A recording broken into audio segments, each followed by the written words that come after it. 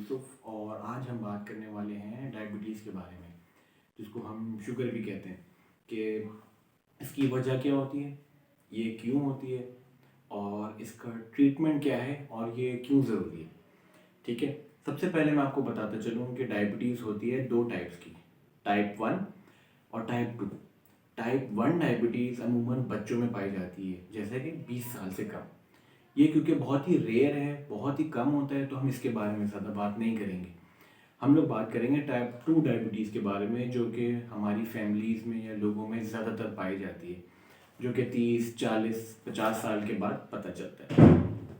लेकिन डायबिटीज़ होती क्यों है?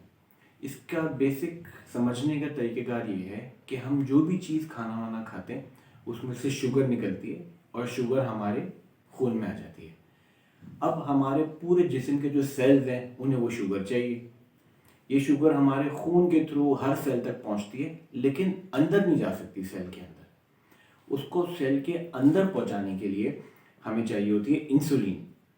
तो हमारे जिस्म में अंदरूनी खुद इंसुलिन बनती है, जिसको आप समझ लें एक तरीके का चौकीदार है। वो चौकीदार क्या करता है, शुगर को पकड़ के हर सेल के अंदर दे के आता है कि जिसको भूख लगी है सब सेल को देकर आता है। तो जितनी भी शुगर हमारे खून में आ जाती है खाने के बाद, उन सब शुगर को इंसुलिन हर सेल के अंदर छोड़कर आ जाता है। जो लोग डायबिटीज़ का शिकार होते हैं, उनमें होता ये है कि स्लो स्लो इंसुलिन की मिकदार कम होने लगती है।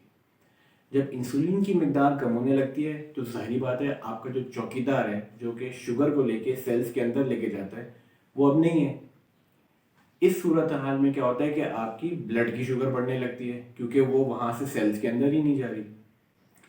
अमूमन इस स्टेज पे लोगों की ब्लड शुगर्स बढ़नी शुरू हो जाती है और वो कहते हैं यार कुछ नहीं हो रहा, रहने दो, ठीक है, ख़राब रीडिंग है। और बहुत सारे लोग इस स्टेज पे इस बात को तस्लीम भी नहीं करते कि यार मुझे शुगर है, मैं इसके ट्रीटमेंट करवा लूँ। कहते हैं कुछ हो नहीं रहा, क्या फ़ायदा, सब कुछ खा पी रहा हूँ मैं, 300 आ रही है, 600 आ रही है शुगर, कोई फ़र्क नहीं पड़ता। लेकिन होता क्या है कि वक्त के साथ साथ कि जो भी आप शुगर खा रहे हैं, वो शुगर आपके ब्लड में आती है, ब्लड में घूम घूम के पेशाब के जरिए निकल जाती है। तो डिस्पाइट द फैक्ट कि आपके जिस्म में इतनी शुगर है, वो शुगर आपके सेल्स तक पहुंच ही नहीं रही। तो ऐसे मरीज खाना ज़्यादा खाते हैं, पेशाब ज़्यादा करते हैं, लेकिन डिस्पाइट कि वो खाना ज़्यादा खा रहे हैं, खून में शुगर ज़्यादा है, बॉडी के सेल्स फाके पे चल रहे हैं। जब इतनी एडवांस शुगर हो जाती है, तब लोगों का वज़न कम होना शुरू हो जाता है और मसले मसाइल ज़्यादा शुरू हो जाते हैं। तो इसीलिए हमें इसको जल्दी पिक करना चाहिए और इसकी ट्रीटमेंट शुरू कर देनी चाहिए। अब ट्रीटमेंट क्या होती है? मेजॉरिटी लोगों को या आइडियली लोगों को शुरू दवाइयों से ही किया जाता है। दवाइयाँ क्या करती हैं कि ये जो इंसुलिन होती है, इसको थोड़ा सा धक्का देती हैं, पुश करती हैं कि भाई चलो और काम करो और काम करो। तो वो लोग जिनमें थोड़ी थोड़ी इंसुलिन की कमी आ रही है, उन लोगों में आप समझ लें ये जो इंसुलिन चौकीदार है, उसको दवाइयाँ क्या कहती हैं कि चलो ओवर टाइम पर। तो वो ज़्यादा रुक के सब सेल्स के अंदर शुगर छोड़ छोड़ के आते हैं इंसुलिन चौकीदार।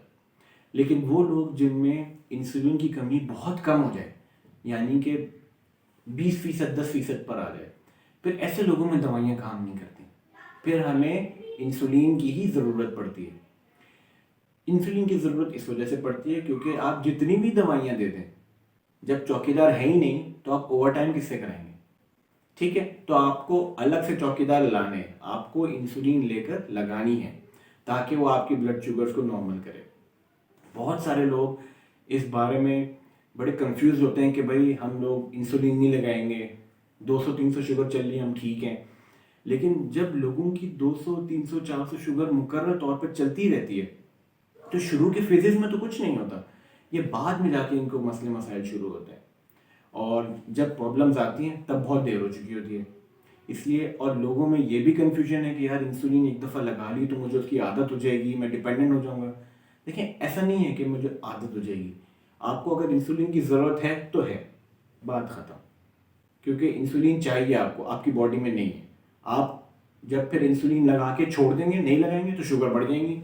फिर लोग कहते हैं कि भाई हमें तो आदत हो गई। भाई आदत नहीं हुई, आपकी शुगर कभी कंट्रोल ही नहीं थी, अब जाके कंट्रोल हुई, आपने इंसुलिन छोड़ दी तो दोबारा कंट्रोल से ख़राब हो गई। अब मैं आपको बताता हूँ कि इंसुलिन का ट्रीटमेंट ज़रूरी क्यों है। सबसे पहली चीज़, जब आप शुगर आपकी आउट ऑफ कंट्रोल होती है, शुगर्स बहुत ज़्यादा होती है, तो शुगर आपकी ना छोटी छोटी शरीयानों को डैमेज करना शुरू कर देती है। इससे आपके फालिज होने का रिस्क बढ़ जाता है, आपको दिल का अटैक होने का रिस्क बढ़ जाता है, आपकी जो हाथ और पाँव की नसें होती हैं वो कमज़ोर तर होने लगती हैं। तो इससे क्या होता है भाई, हाथ और पाँव सुन्न रहते हैं, ख़ास तौर पे पाँव। जब पाँव सुन्न रहते हैं तो पाँव पे छोटे छोटे ज़ख़म बन जाते हैं। वो ज़ख़म बहुत तेज़ी से फैलते हैं क्योंकि शरीयानों में खून की रवानी ख़राब हो जाती है। तो ज़ख़म जो फैलते हैं, भरते भी नहीं हैं। तो इतने सारे मरीज आपने देखे होंगे जिनकी टांग में, अंगूठे में या काफ़ी हद तक पूरी टांग काटनी पड़ जाती है क्योंकि इतना सीवियर इन्फेक्शन हो जाता है। और ये सब डायबिटिक्स होते हैं। और ये कहते हैं यार भाई जो अल्लाह की मर्जी, ठीक है जो अल्लाह की मर्जी, लेकिन आपके हक में है कि आप अपनी ट्रीटमेंट प्रॉपर करें और इंसुलिन को शुरू से यूज़ करें या जब भी आपका डॉक्टर आपको एडवाइस करे, ताकि आपकी शुगर कंट्रोल में रहे। मैं बहुत सारे ऐसे लोगों को जानता हूँ जिनकी डायबिटीज़ का पता चला और उन्होंने इतना अच्छा उसको कंट्रोल किया कि वो हर चीज़ खाते हैं।